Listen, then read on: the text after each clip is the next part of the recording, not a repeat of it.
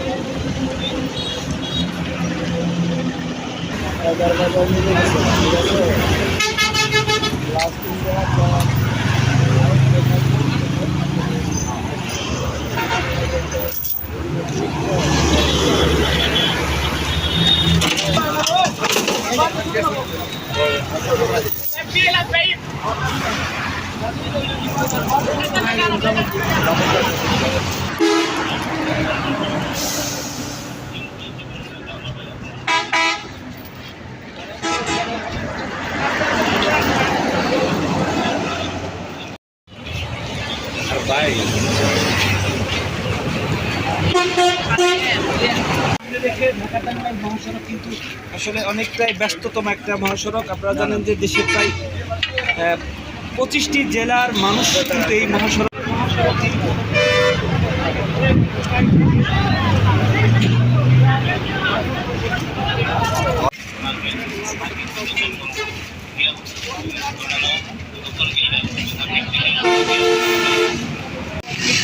ঘটনা ঘটে।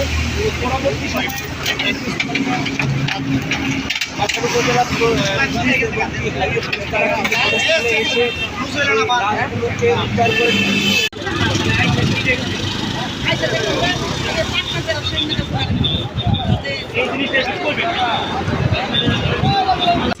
সকাল 9 ঘটিকার সময় ঢাকা থেকে সারে আসা একটি মাইক্রো বাস শেরপুর জেলার উদ্দেশ্যে যাইতেছিল করাতিপাড়া বাসাইল করাতিপাড়া নামক স্থানে। এখানে একটা দাঁড়ানো বাস ট্রাকের পিছনে ধাক্কা মারে, নিয়ন্ত্রণ হারিয়ে ধাক্কা মারে। ঘটনাস্থলেই 3 জন মারা যায় এবং অন্য 3 জন গুরুতর আহত অবস্থায় টাঙ্গাইল সদর হাসপাতালে ভর্তি আছে।